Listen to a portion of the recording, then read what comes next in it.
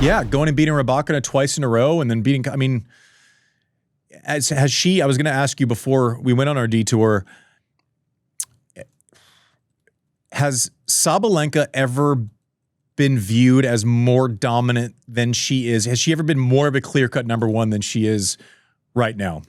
And that can be a couple of things. That can be her level, which I think is just always getting better. Her confidence is always getting better. Like, she gets pissed and you're like, uh-oh, and then she'll crank like 3 winners. Like you think you see it going away and it just doesn't anymore. But also with the regression recently of Swiatek, with Coco saying like, I can't believe, she's basically saying like, I can't believe I'm in the semis this week. Has she ever been more of a clear-cut number one in your eyes, JW? It's a great question. And again, this is a theme we often go back to. But if we'd had this discussion a month ago, you'd say, what are you talking about? She's just coming off a loss of another major final. Over the last 2 years, she had a losing record in finals before Indian Wells and Miami. So she's got this new rival that comes on the scene. And what happens? She takes her out in 2 taut matches. She's got this rematch against Coco in the final. What happened the last time they played in a big high-stakes match? She won the first set, Coco won the second, and Sabalenka completely deteriorated.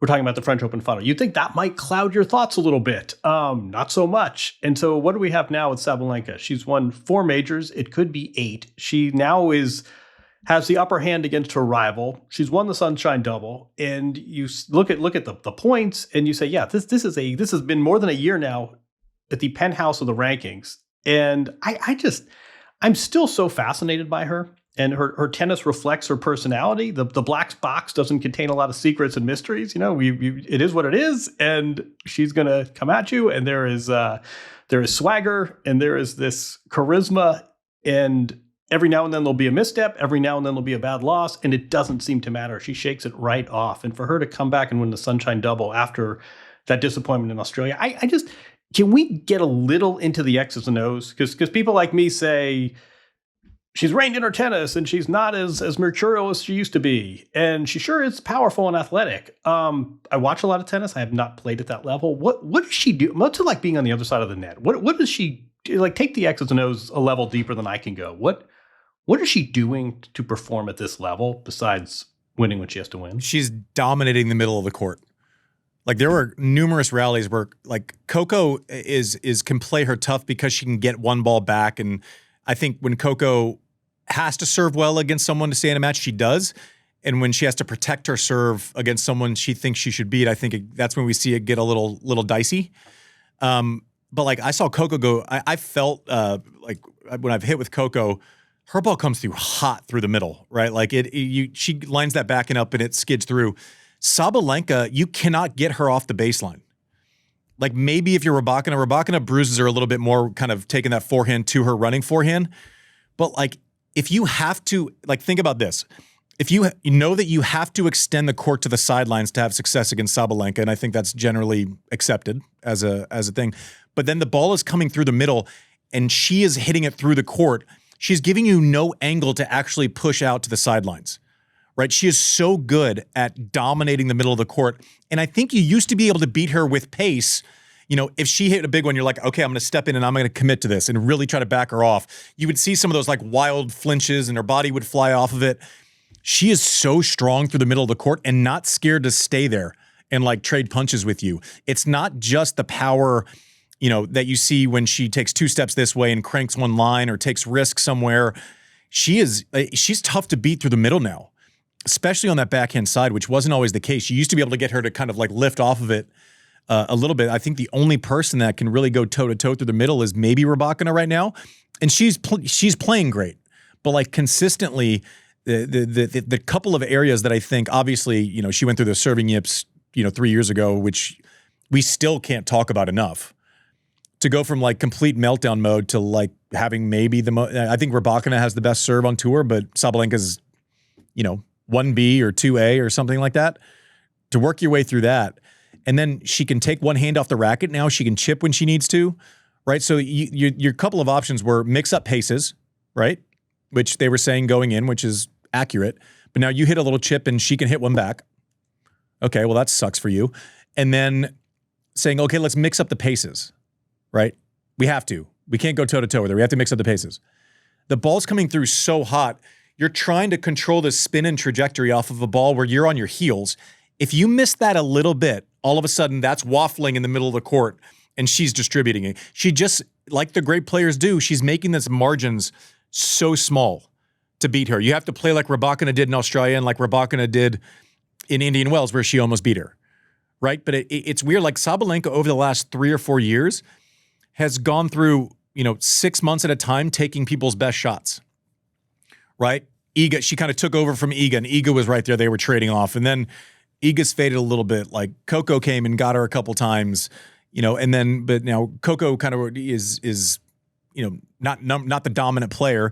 Rybakina comes in, and let's see if she stays there. Like, is Rybakina going to be here in 6 months? And I know Sabalenka is. It's just she's able to kind of take the best shots, and sure, she'll lose sometimes, but she's the first one back on top of it. Like, she is really mentally tough. That to me is that's a great analysis too, because we talk about how reducing margin, we usually think that means adding shape and spin. What you're talking about is a completely different way to look at giving yourself more margin.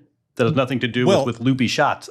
She makes your opponent, like what I mean with margins is she's so comfortable hitting pace through the middle that if you're going to take risk, it's off of something really hot and it's borderline irresponsible. And then if you don't actually execute it perfectly, your jaws open and she's throwing an uppercut quickly, right? Like it's like a boxer. You can take a chance, but then if you take a chance and you miss, you're on the canvas. Like that, she's become really good at like, this is what it is.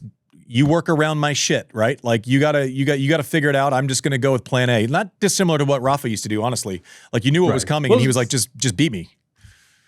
Honestly, you're sounding like this is her personality in miniature. Like this is an expression of how it sounds she lives her life.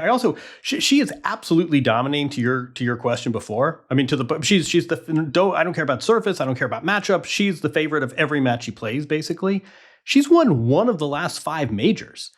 One way to look at that is, boy, it's too bad she doesn't close these finals. Another way, more charitably, is, have we ever seen a player more resilient than this? I mean, the way she gets back on the horse after taking what would be bad losses to any other player is really extraordinary. I feel like when I've watched her in the major finals that she's lost, I don't know. Like Madison played one of the best matches I've ever seen her play. Like Madison played unbelievable to beat her in Australia, right?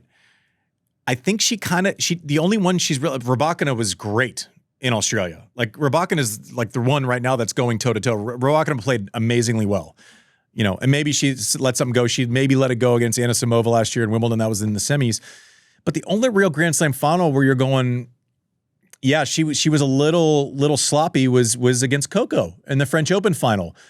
But then you go, okay, well the conditions where it was blowing 35, and if you're a ball striker, that happens. Like that's normal. I don't know. I know it's a good talking point, but I don't view her going into matches and going like she's going to let this go. I think people have gone out and beaten her, and they've, like, you asked Madison Keys, how well did you have to play against Aryna, and she's going to go almost perfect. Right. Almost perfect. Yeah, I don't think the criticism that she's lost those matches. I think it's more admiration that other number 1 ranked player. We've seen this plenty of times, right? I mean, losses can sting, and the way she gets back up and keeps winning matches, it's really something to behold. And all right, she's got 4 majors. She could have many more, but I think to your question right now, again, this is a player who's won 1 major in the last 18 months, and she is really far ahead of the field right now. I give her so much credit. I think she's one of these. Sometimes she's one of these players who I think this story's going to age well. X years from now, we're going to remember this era really fondly and have a lot of admiration for the way she went about her business. I mean, she's entered 3 tournaments this year, or 4 tournaments this year. She's won 3 of them, and she's 23-1.